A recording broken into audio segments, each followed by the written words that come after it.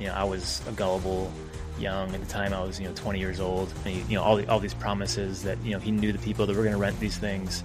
And when I found out that this wasn't going to be a legit business, and I pulled the plug on that, right? I said, no, I can't do this anymore. But then I'm stuck with 4 cars in my name, and what do I do as a 20-year-old kid? Imagine hitting rock bottom at 21. You're bankrupt, you're broke, and you're back at square one, only to rebuild and create brands that now reach millions worldwide. Well, today's guest did exactly that. I want to welcome you back to the root of all success. I am the real Jason Duncan, and this is episode number 319. And my guest today is Nick Edmundson, the founder and CEO of a company called Wandering Weddings. It is the global hub for adventurous couples who want epic, rule-free celebrations instead of cookie-cutter weddings. But Nick's story goes way deeper. He's gone from filing bankruptcy at age 21 to running multiple brands to building a life of freedom with his wife and his 2 kids in Washington State. And along the way, he's learned that other people's limits don't have to become your limits.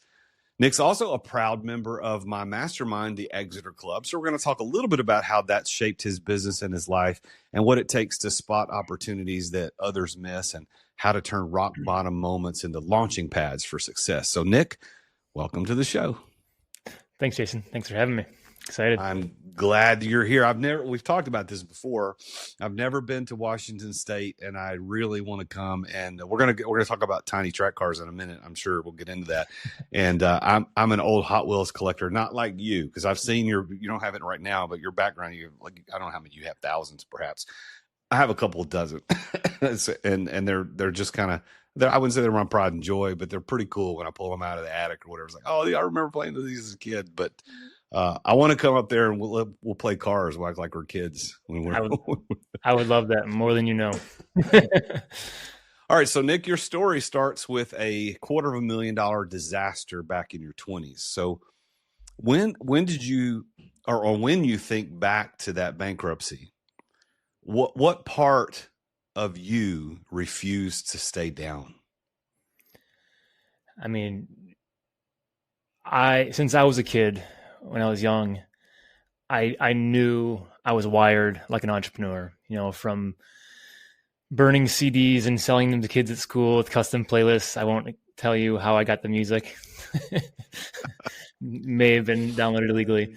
To trading sports cards, to playing games like Roller Coaster Tycoon, where I get to build this theme park and figure out how to get people in the door, and then watch my revenue go up. Like, that's stuff that I loved. I was never reading the fairy tale books. I was always reading the books on how to grow something and be a business owner. So I knew, even from a young age, that I was different, and I was not wired like everybody else, and I never knew when to quit. That's one of my greatest strengths. Well, burning CDs, selling trading cards, you've been building and flipping, as you said, since you were a kid. Do you think that entrepreneurship is something that you're born with or something that you learn just in general? Not you specifically, but in general.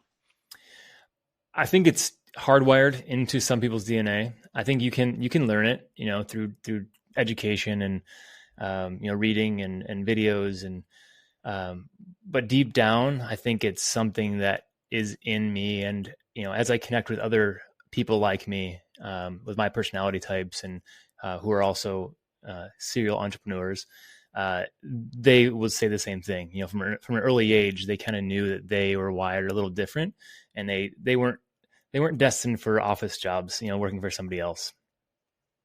You mentioned Roller Coaster Tycoon. I've never played it. I've seen it, but I love that game taught you taught you a little bit about business, how business actually works.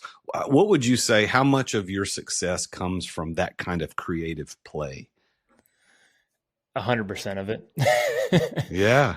I mean, for me, and you've seen this with tiny track cars, it's hard for me to have a real hobby.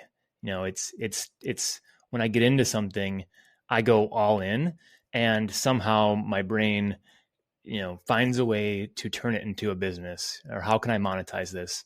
And that may be from the roller coaster tycoon, early on, where without even realizing it, like I was learning how businesses worked and how to build brands, before that's even what I was trying to do. Like I was just, it was just fun for me.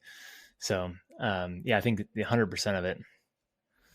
Now let's talk about the exotic car business that went wrong. I think if I understand the story correctly, you were trying to do some exotic car business rentals in the early 20s, and that's when the bankruptcy happened. So first of all, before I ask the question, can you give us just a little bit of the story of what the business was and what happened? And then I want to dig in a little bit about maybe some warning signs you might have missed. Yeah, I mean, the core of it, the business was rent exotic cars to people, and in theory, have these cars for ourselves, plus make money renting them. And this is before Turo. If Turo existed, back then, it might have succeeded. But yeah, that's the core of it. It was an exotic car rental business. And what city were you doing that in? Cleveland, Ohio area. Cleveland. Cleveland doesn't strike me as a big exotic car city. Is that probably part of the problem? That's part of the problem. I was too young to understand what it took to actually run that business.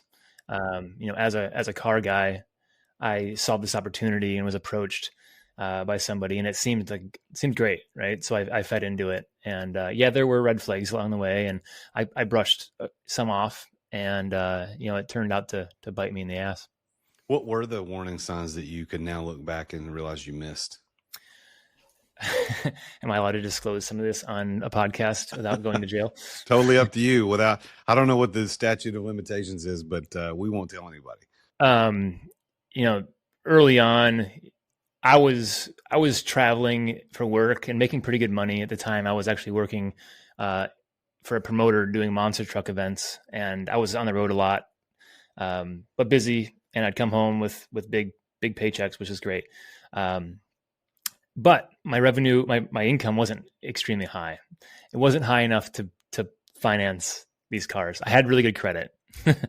And early on, there was a point where if you can buy all the cars within a 30-day period, they're not reported on your credit yet.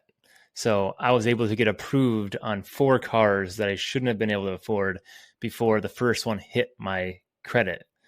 Because otherwise they would have saw that and be like, no, you have this much debt, your income is only this much, there's no way you can afford this. Did you have a partner in that business? Yeah, that's the someone that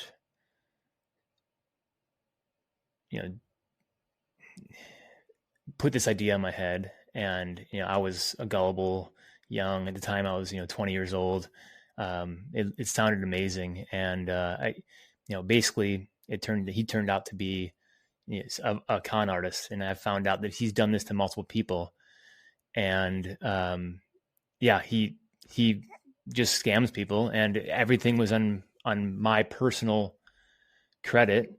And when I found out his intentions were just to go gallivant and drive the cars around, and he, all these promises that, he knew the people that were going to rent these things.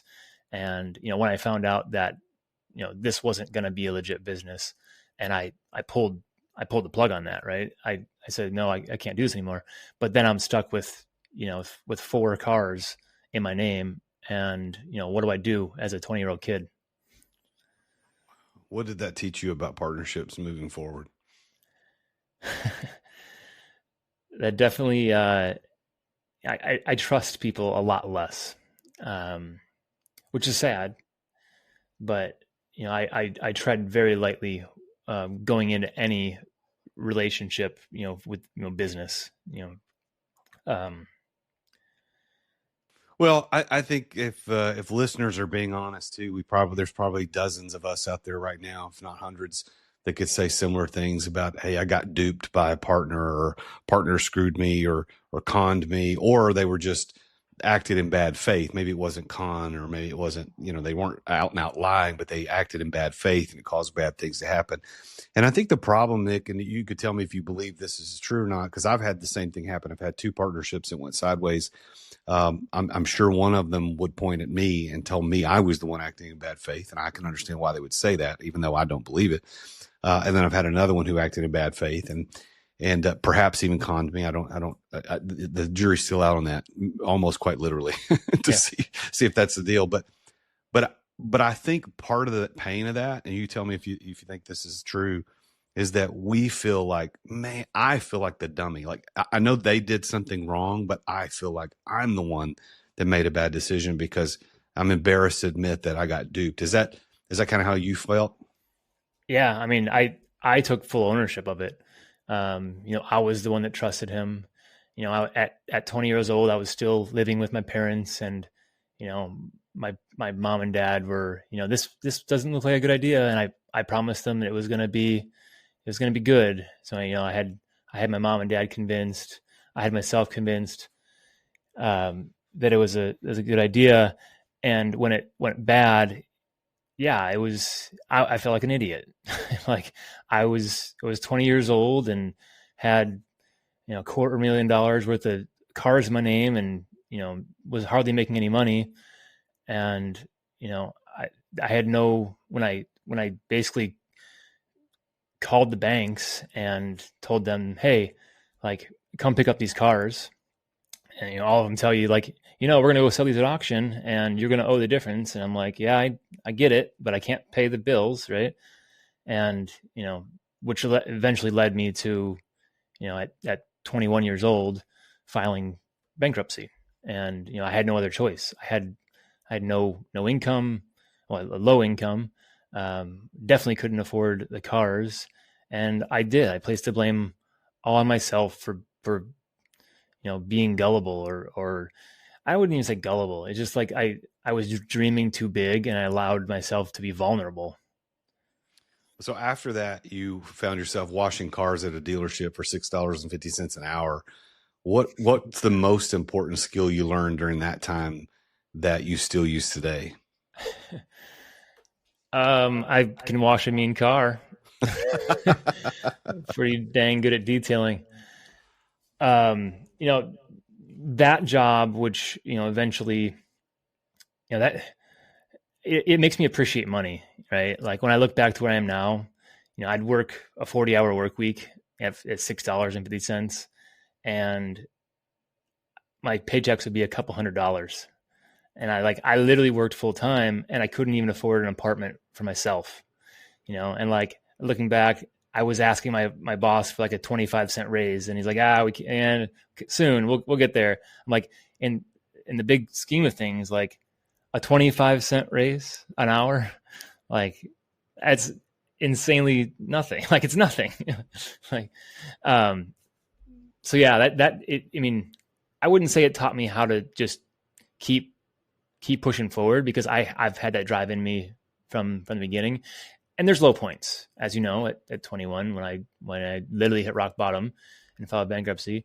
There was a period of time when I was down and out, and then, it passes and I have a new idea and I bounce back.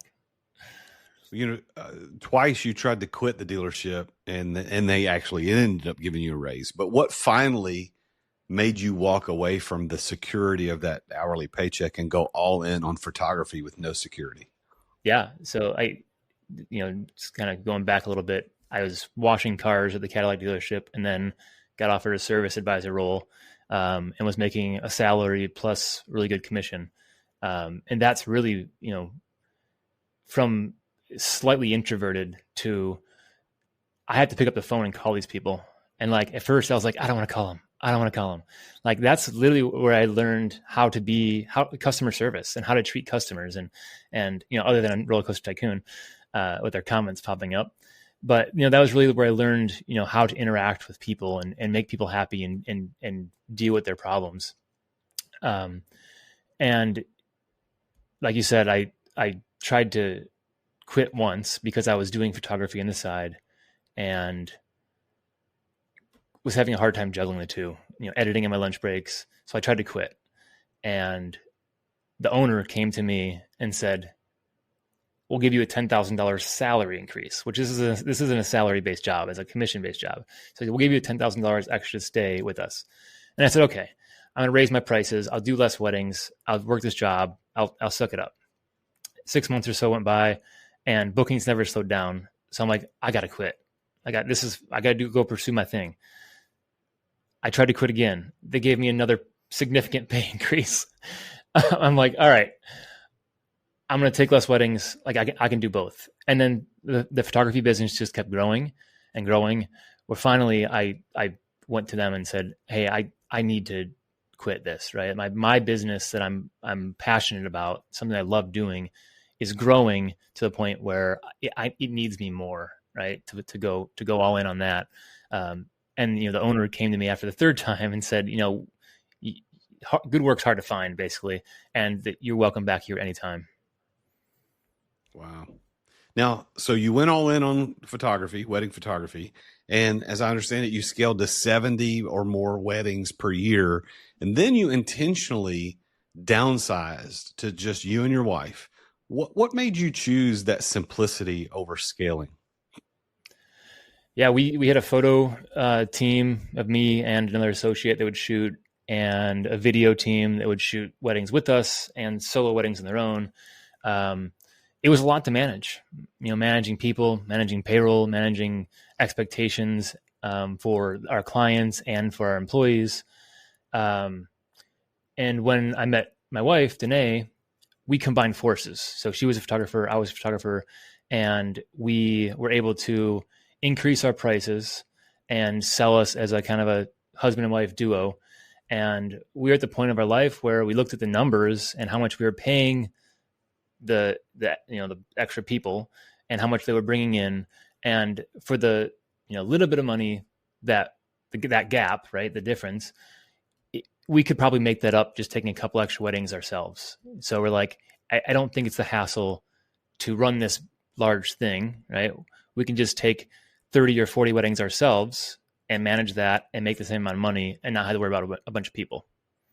Yeah, that's probably a good decision. Well, so now, Nick, you're a member of the Exeter Club. So how has being in the mastermind influenced the way that you run wandering weddings or even tiny track cars? The biggest thing, and we've talked about this before in the past, is my mindset shift towards I can't do everything. Right? Like when I step back into Wandering Weddings from being a lifestyle brand to, okay, I'm going to see how big I can grow this and where I can take it. The biggest thing was I can't be the hero of my own company for it to scale. And that is that's the single-handed, the biggest thing that I keep telling myself in the Exeter Club is, what can I take out of this? What can I learn from you, from the other coaches, from the other members, to move myself into a position where I can, run the business, run the brand, but not be the brand. And, it's taking some work to delegate and move things around and make some strategic hires, but I think we're getting there, and we're on a path, and we're on a trajectory that is looking good. So let's take a quick break to thank our sponsor of today's episode, Constant Closer.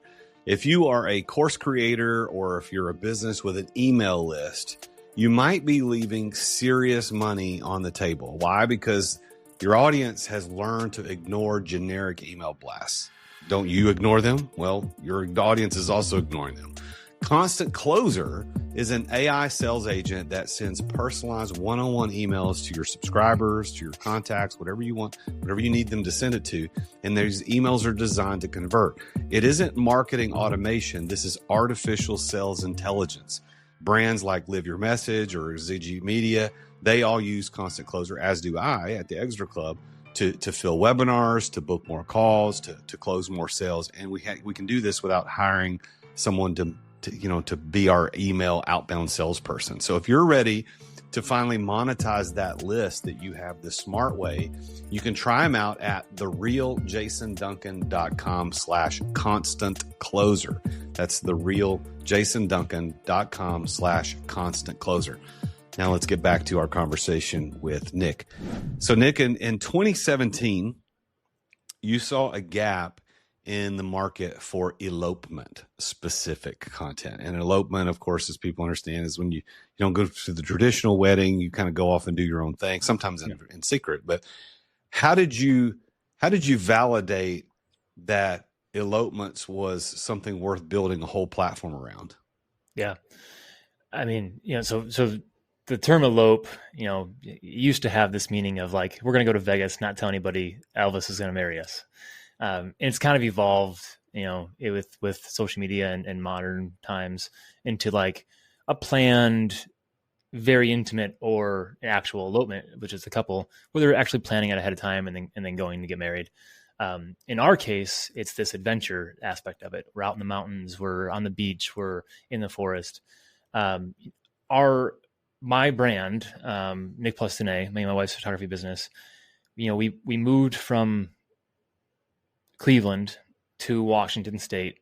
And during that period, as we transitioned out here, we started photographing more of these, intimate weddings and elopements.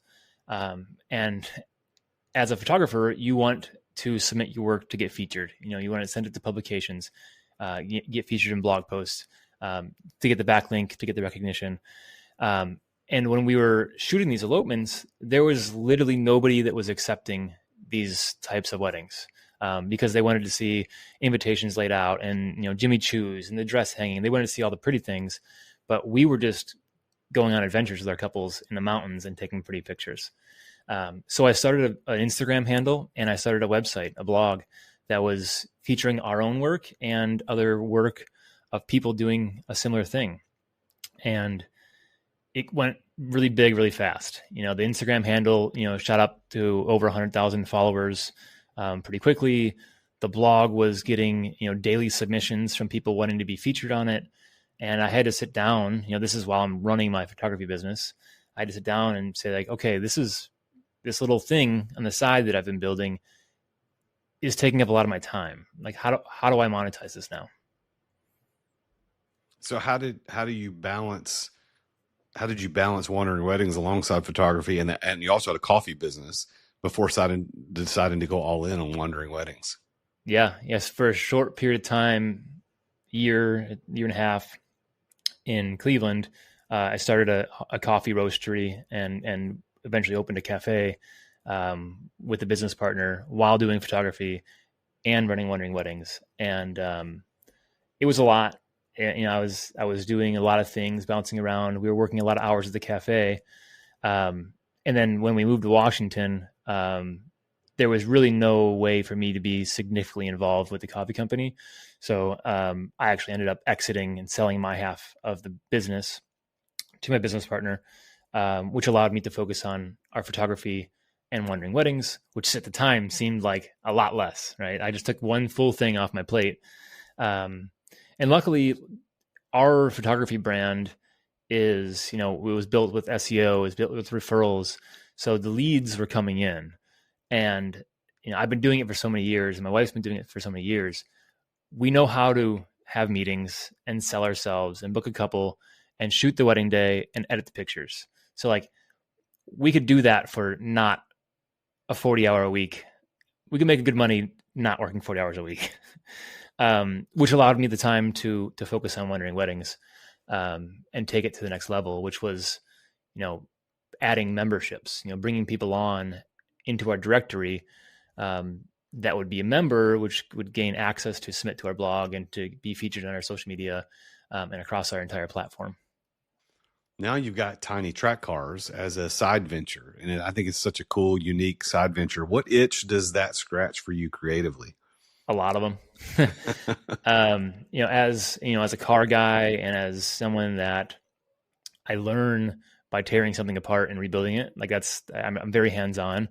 I love that I can build stuff with tiny track cars. I'm building these tracks. I'm building the dioramas. So that itch is scratched. as a creative, as a photo video person, I get to create these productions, and edit them for YouTube. So that itch is scratched. And then I'm a car guy, so like even though they're little and they're toys, like I get to be around these cars and see the different manufacturers and different makes and models and the detail of them. And then I'm kind of still a child, so that's fun too, just playing with the cars. What give everybody the website for Tiny Track Cars or the YouTube channel, because I think for those of us who like that kind of stuff, I think it's a cool channel for people to go look at. Yeah, it's at Tiny Track Cars on YouTube or tinytrackcars.com. You'll eventually find the YouTube channel through the website. We actually just launched a diecast racing fantasy league that follows my YouTube channel, where you can go in and make an account and pick your car every week and earn points based on how your picks finish. There's a leaderboard. You can play against your friends. I'm introducing like a kind of like a race pass, where the more points you earn, the more stuff you unlock, and you can have like a virtual car garage and a bunch of other customizations to your profile.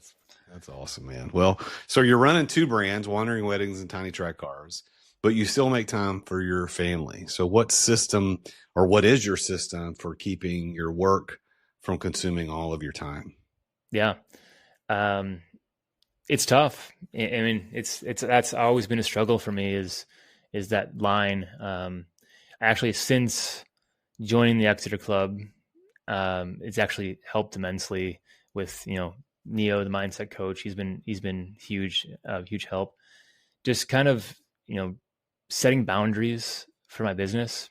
Kind of more blocking off time that is business time and personal time. I have a dedicated office now that's outside of my house.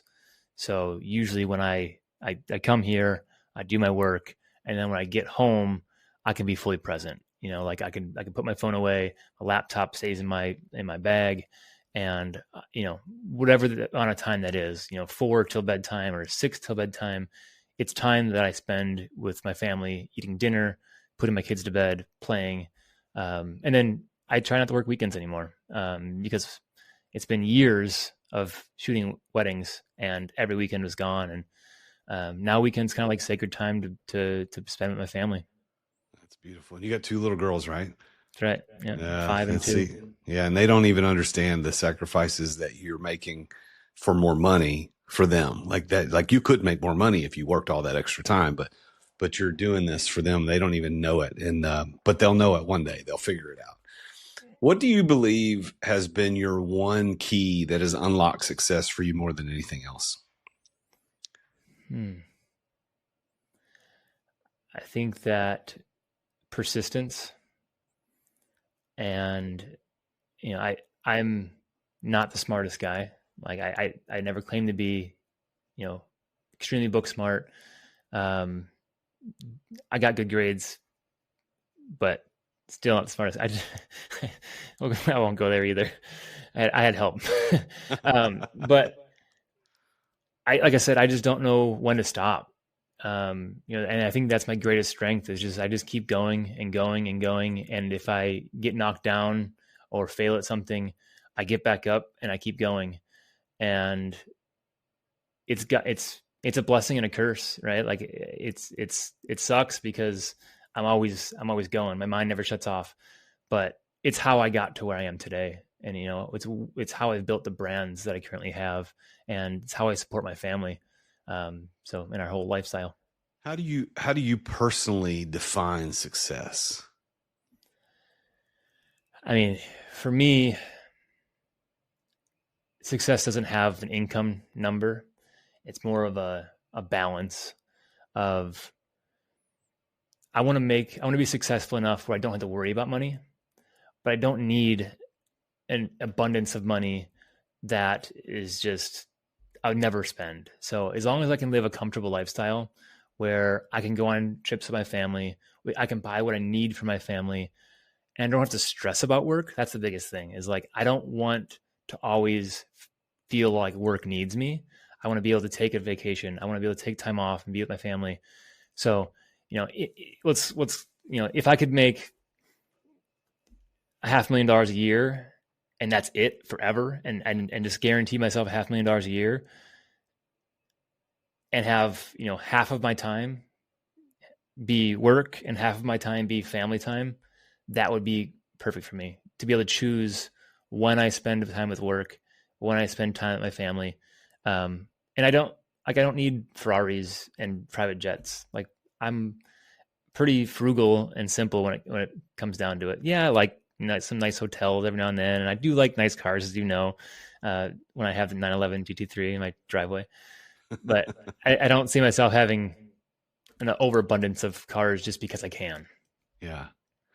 Well, maybe there's something about that word half that you mentioned that struck me.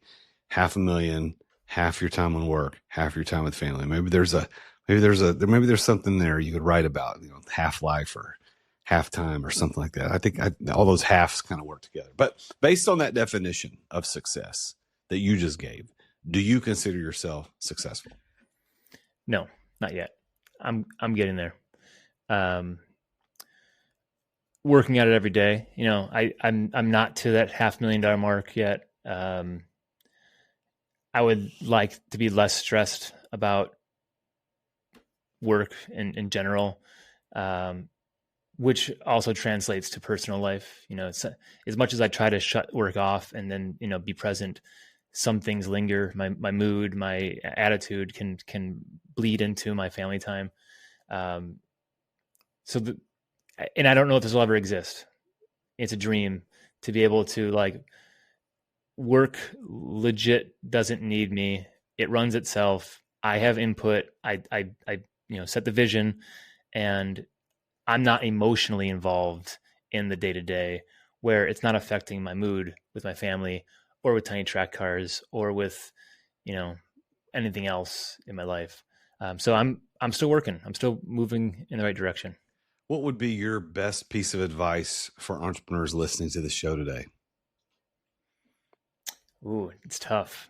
It's tough depending on what stage they're in. I would say the biggest thing is just do it. Don't wait. If you're thinking about starting something, now is the time. I'm the entrepreneur that tries to build these crazy things. I'm not necessarily an entrepreneur that's like, you know what, I want to open a McDonald's franchise.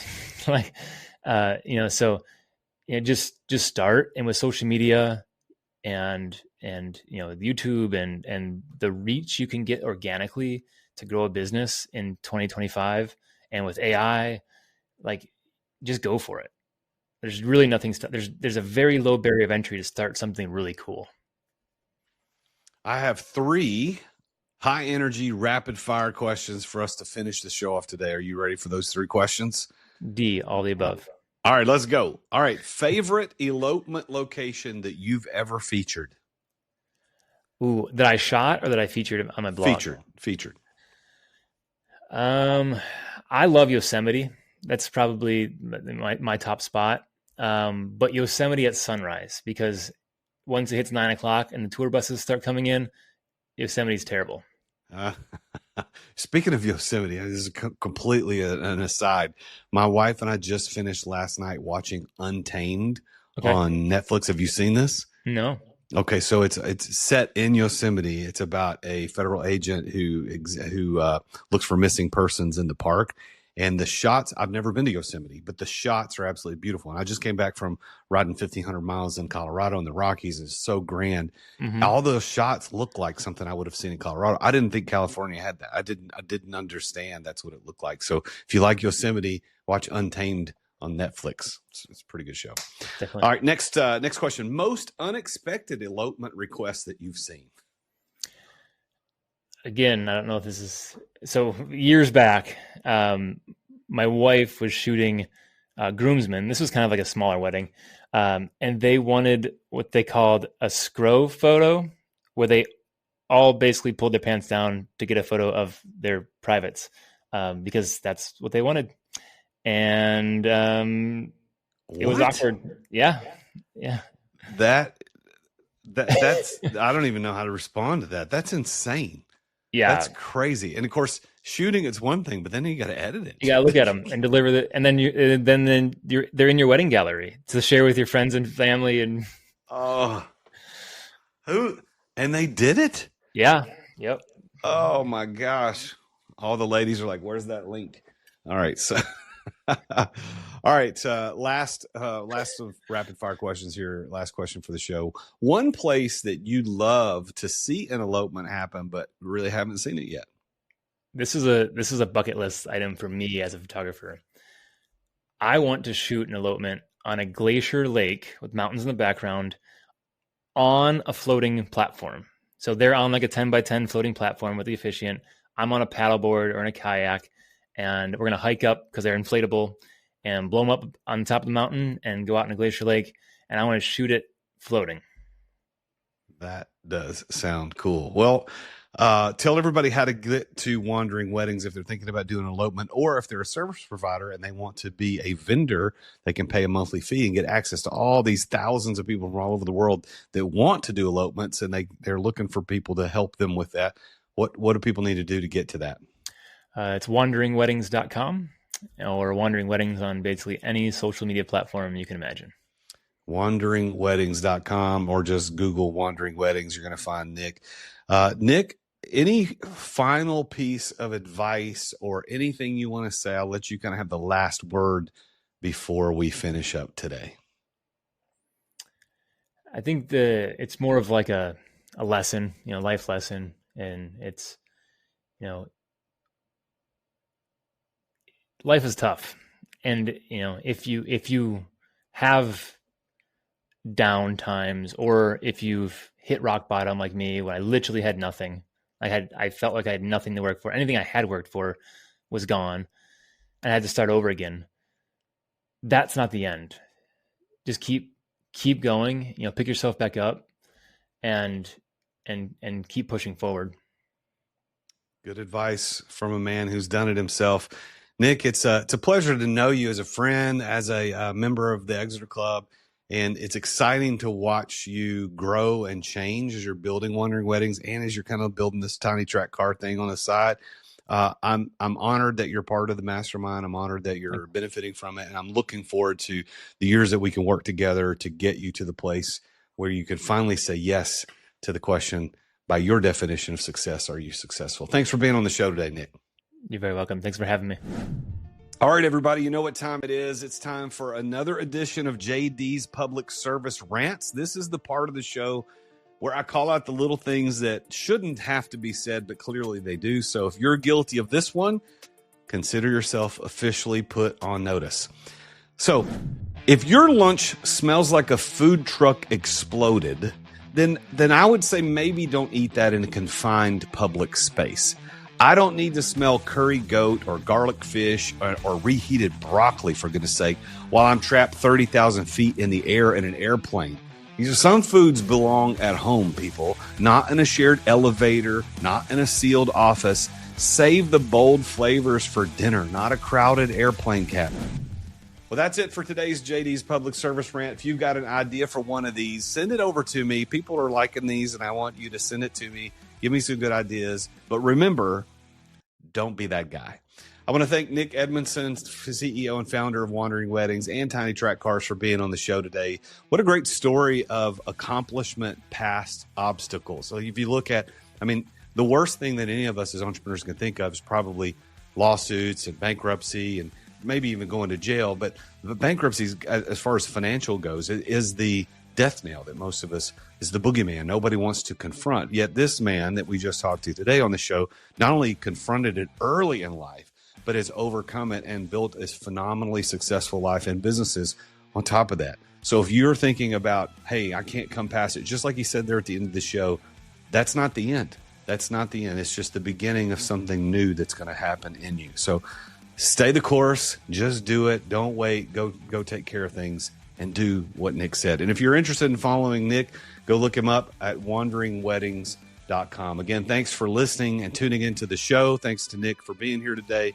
I'll see you again next time when I talk with yet another very successful person about his or her journey to success. Until then, as always, I am the real Jason Duncan, and Jesus is King.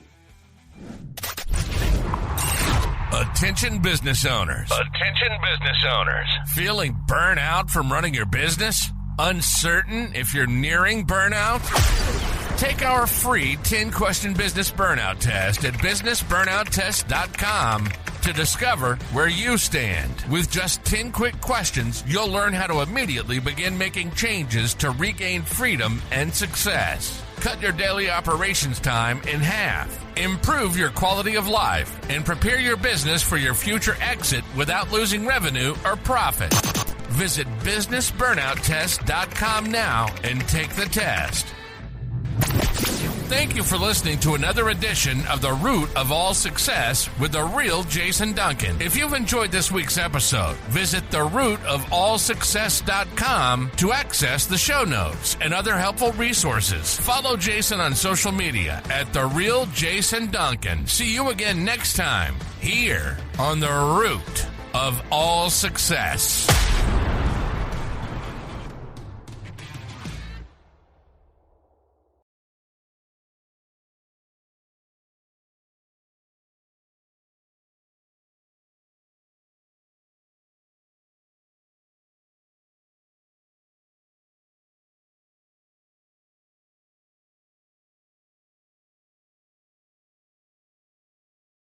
This podcast is a part of the C-Suite Radio Network.